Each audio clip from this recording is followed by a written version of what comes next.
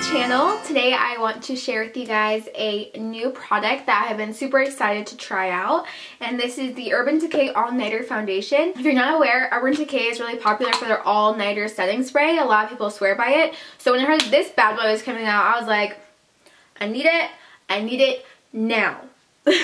So I'm super excited to try this out with you guys today. I'm going to do a first impressions. I'm going to put it on my face. I'm going to show you what it looks like with the brush, what it looks like with the beauty sponge. I'm going to take you around with me today to see how long it lasts, because it does claim to be long wearing, waterproof, and matte, and keep you matte throughout the day. So we're going to see if all those claims are true. If you're interested to see if this foundation lives up to its claims, then please keep on watching.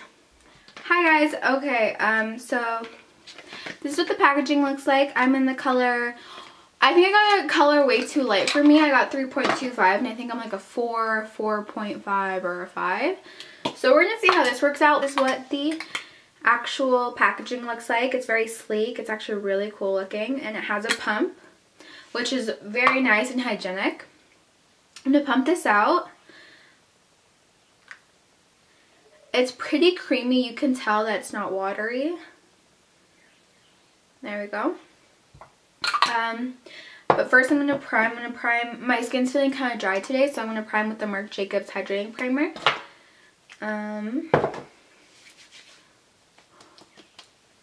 Start using this on my face. I'm going to use one side with this Tarte Kabuki brush. I got this on HSN and it has a really cool handle. It's really cute. The other side I'm going to use my Real Techniques Beauty Sponge. Okay, so let's start with the Beauty Sponge. This shade might be like way too light for me, but I've heard it oxidizes, so I'm kind of like hoping for the best here. I'm just gonna pat this on here. And yeah, it is pretty light for me, but I'm hoping that it kind of does oxidize. And I'm also, and I know I can fix it up with primer. Not primer, sorry, bronzer. Okay. So it's definitely very, very full coverage. Sorry about that.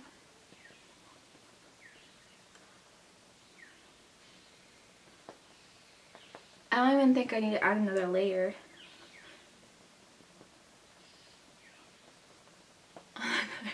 It's so white for me, I'm sorry guys. I'm gonna fix it up in a little bit. Okay, so that side is done. It looks like I have a freaking mask on. But that's first impressions for you. I have a little bit left, but I'm just going to put a little bit more just in case. I'm going to go in with the Tarte brush. And just rub it in.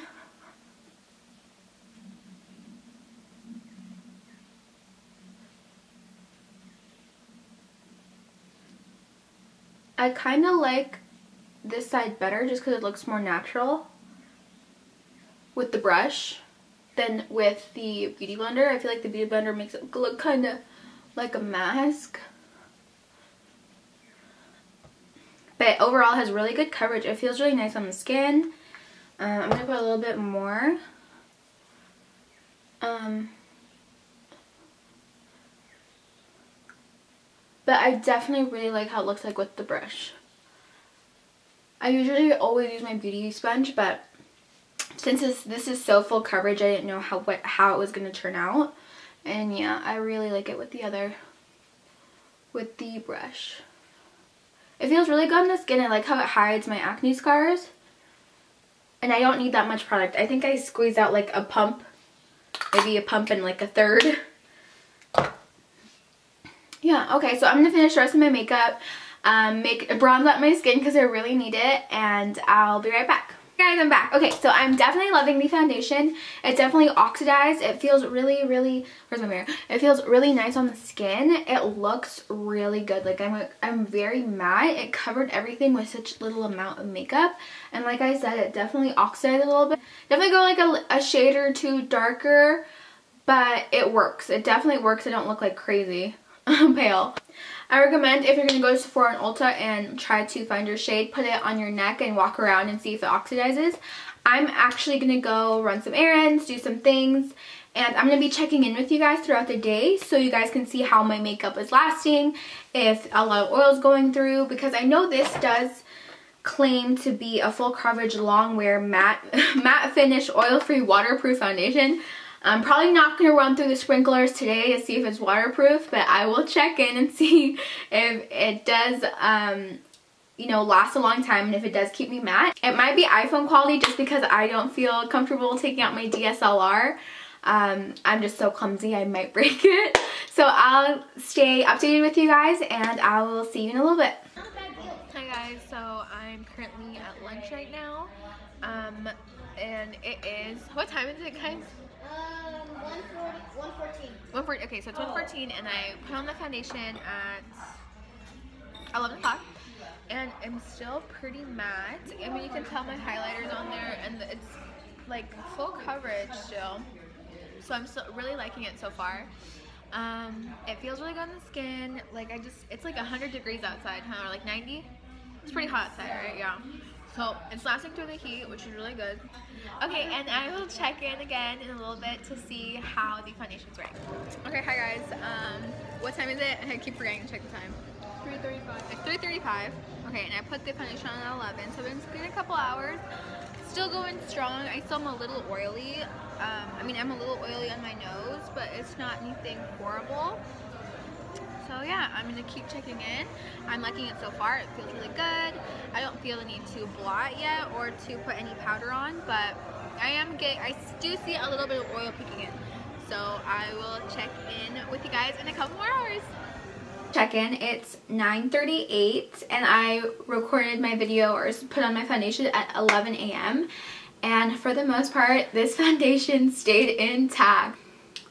There are little parts on my nose, like on the sides of my nose are kind of like smudging off, but I'm sure if I pressed a little bit of powder on there throughout the day it would have been fine, but because I was testing out this foundation and wanted to see how long it really lasted, it did really, really well. I feel like I totally recommend this foundation, and it definitely does oxidize because I'm usually not like a 3.25. I'm usually a lot, like, would be a 4 or 4.5. So I do recommend that you guys buy a foundation that's a little lighter just because this definitely oxidized on me. This ended up being a lot closer to my skin color than I thought. This is a 3.25 and I'm usually like a 4, 4.5 in these Urban Decay foundations. So I think the only downfall is that it does oxidize, but besides that, it definitely keeps you matte for the most part, and it definitely stays on a very, very long time. Usually for my other foundations, I need to like add a little bit of powder, or I need to like dab a little bit more concealer foundation for the parts that have fade on my face, but it was like over 100 degrees today and nothing. And I did a lot of things. I was all over the place today. I ran a lot of errands and hung out with some of my friends, so I'm really glad that it lasted all day, and I definitely recommend this. Compared to other matte foundations, as in the Kat Von D Lock-It foundation and the L'Oreal Pro Matte foundation, I think they're very similar. If anything, I like the L'Oreal Pro Matte a little bit better because it's a little bit less expensive and it definitely lasts a lot longer on the face and it keeps me way more matte. I don't feel like any ounce of oil comes out when I am wearing that foundation, but if you're into Urban Decay and you want to try out this foundation, I definitely recommend it. Okay everyone, that's it for my foundation review. First impressions, I had so much fun filming this and checking in with you guys. I definitely recommend this product. If you like this video, please give it a thumbs up and I will see you in